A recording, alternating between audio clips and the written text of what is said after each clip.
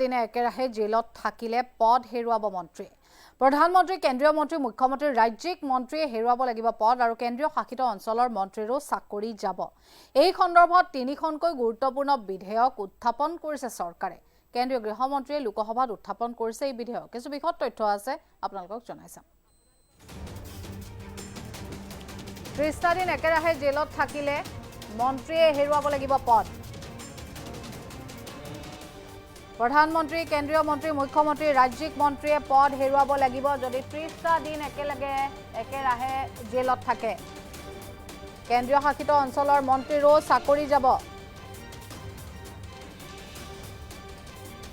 আৰু এই সন্দৰ্ভত তিনিখনকৈ গুৰুত্বপূৰ্ণ বিধেয়ক উত্থাপন কৰিছে এইবাৰ চৰকাৰে। একেৰাহে 30 দিন জেলত থকা মন্ত্ৰীও পৰিব। কেন্দ্ৰীয় গৃহমন্ত্ৰীয়ে লোকসভাত এই বিধেয়ক উত্থাপন কৰিছে। গুৰুতৰ অভিযোগত একেৰাহে 30 দিন জেলত থকা মন্ত্ৰীও পৰিব বিধেয়কৰ আওতাত।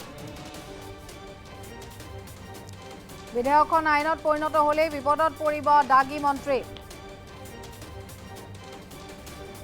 আৰু এই বিধেয়কক লৈ ধুমুহাৰ সৃষ্টি হৈছে এতিয়া বিৰোধী শিবিৰত। বিধেয়কখন উত্থাপনৰ পূৰ্বে বিৰোধী সাংসদে দিছিলে মেজ ভাঙি দিয়াৰ হুংকাৰ। আৰু বিধেয়কখন ফালি পেলোৱাৰ হুংকাৰ দিছিলে বিৰোধী সাংসদে। বিৰোধীৰ মতে এই বিধেয়কে বিপদত পেলাব বহু বিৰোধী মন্ত্ৰীক। চৰকাৰৰ বিৰুদ্ধে ষড়যন্ত্ৰৰ অভিযোগ আনিছে এইবাৰ বিৰোধী পক্ষই। বিধেয়কখন the government of union territories amendment bill 2025।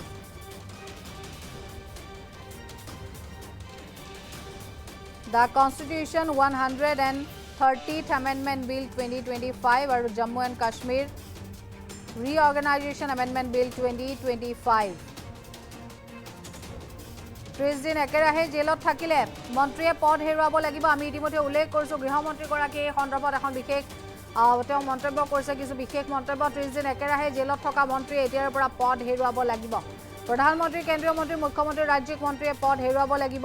আৰু কেৱল ইমানে নহয়, কেন্দ্ৰীয় শাসিত অঞ্চলৰ মন্ত্ৰীৰো চাকৰি যাব।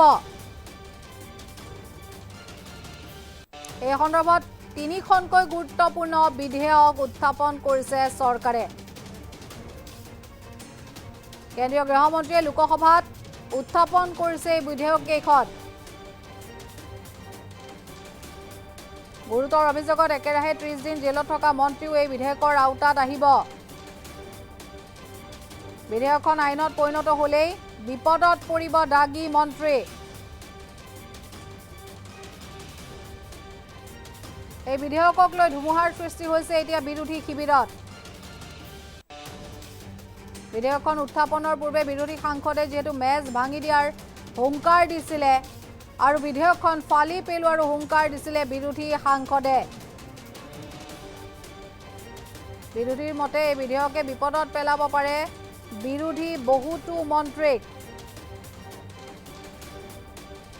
চৰকাৰৰ বিৰুদ্ধে ষড়যন্ত্ৰৰ অভিযোগ আনিছে এতিয়া বিৰোধী পক্ষই। আৰু কেৱল ইমানে নহয়, বিধেয়কখন the government of union territories amendment bill 2025 আৰু সেই কেইখন বিধেয়কৰ বিষয়ে আমি ইতিমধ্যে উল্লেখ কৰিছোঁ। The constitution 130th amendment bill 2025 আৰু লগতে Jammu and Kashmir ৰিঅৰ্গেনাইজেশ্যন amendment bill 2025।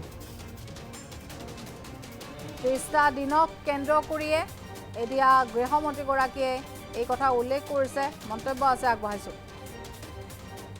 मैं प्रस्ताव करता हूं कि भारत के संविधान का संशोधन करने वाले विधेयक को पुनर्स्थापित करने की अनुमति दी जाए। महोदय, मैं प्रस्ताव करता हूं कि जम्मू कश्मीर पुनर्गठन अधिनियम 2019 का संशोधन करने वाले विधेयक को पुनर्स्थापित करने की अनुमति दी जाए।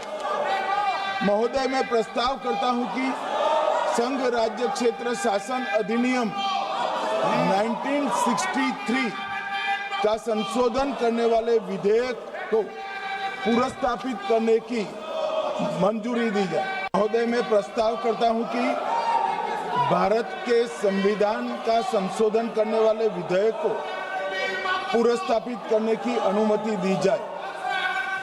महोदय, मैं प्रस्ताव करता हूं कि जम्मू कश्मीर पुनर्गठन अधिनियम 2019 का संशोधन करने वाले विधेयक को पुनर्स्थापित करने की अनुमति दी जाए।